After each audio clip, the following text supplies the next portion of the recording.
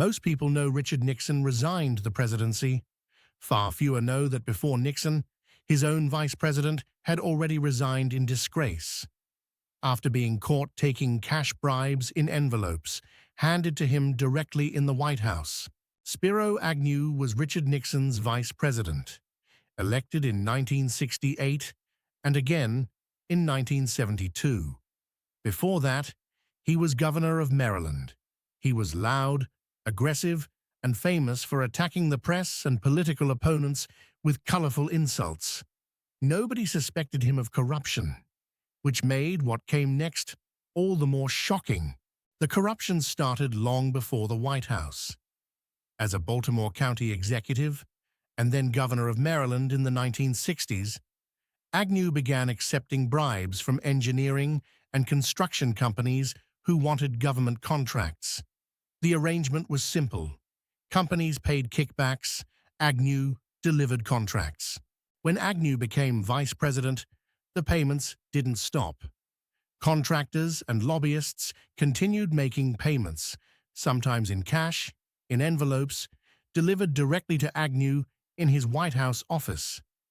By investigators' estimates, Agnew received over $100,000 in bribes during his time as vice president alone. In 1973, federal prosecutors in Maryland stumbled onto Agnew's corruption while investigating unrelated contract fraud. As they follow the money, the trail keeps leading back to the same name. They begin building a case, all while Agnew is still serving as vice president, one heartbeat away from the presidency. When Agnew finds out he's under investigation, he goes public and launches an aggressive counterattack, accusing prosecutors of leaking information to destroy him politically. He holds press conferences. He rallies supporters. He insists he is completely innocent and will not resign under any circumstances. Privately, behind the scenes, Agnew's lawyers are negotiating with the Justice Department. The deal on the table: Agnew pleads no contest to a single count of tax evasion, not bribery, not corruption, and in exchange, he resigns the vice presidency and avoids prison. On October 10, 1973, he takes the deal. Agnew walks into a Maryland courtroom, pleads no contest to tax evasion, and is fined $10,000. On the same day, he sends a one-sentence resignation letter to the Secretary of State.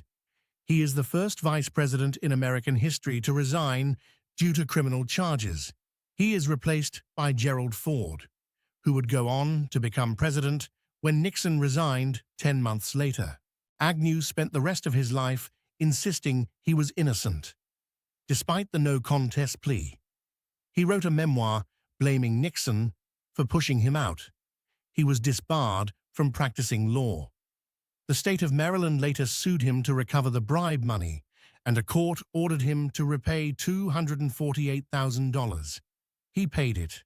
Agnew's scandal was almost immediately overshadowed by Watergate, which was happening at exactly the same time. Nixon's resignation came just 10 months after Agnew's. History swallowed the vice president's corruption whole, leaving one of the most brazen bribery cases in American political history as a footnote. Spiro Agnew took bribes in envelopes inside the White House and walked away without a single day in prison. He traded his resignation for his freedom. It's the deal that almost nobody remembers, which is exactly why it's worth remembering. Because when powerful people escape accountability quietly, history has a habit of letting them.